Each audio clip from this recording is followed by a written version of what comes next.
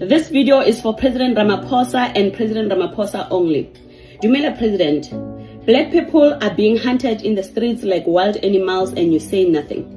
Shortly after South Africa took Israel to the ICJ, reports from communities like the Cape Flats suggested a disturbing escalation in gang violence and the circulation of violence. Whether coincidence or consequence, ordinary people have been left to survive in increasingly unstable conditions while your government continues performing diplomacy abroad and neglecting collapse at home. Then came the humiliation spectacle of your meeting with Donald Trump, where the president of South Africa was forced to sit and defend this country against lies about a so-called white genocide.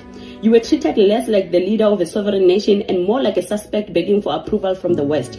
And while that political theater unfolded internationally, anti-immigrant groups here at home became emboldened. Suddenly, organizations claiming to represent the unemployed somehow had money for buses, mass mobilizations, branded t-shirts, coordinated intimidation campaigns, and public harassment operations against black people in the streets. Informal businesses were destroyed and are still being destroyed. Shops are being shut down. Entire communities are being terrorized under the language of Mabahambe.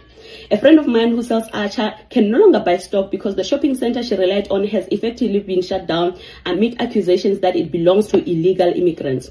Another ordinary black woman now pushed closer to hunger because your government has allowed desperation and hatred to become public policy by default. My own life has been threatened simply because I demanded that people follow the rule of law instead of mob justice. South Africa already has catastrophic youth unemployment rates before this wave of xenophobic violence. But now black people in the informal economy are losing livelihoods, safety, dignity, and access to survival itself. Young people are cornered between unemployment, violence, hopelessness, and political abandonment. You are failing to protect us. You are failing to protect South Africa. And history will remember that under your leadership, black suffering became normalized so long as it remained politically convenient.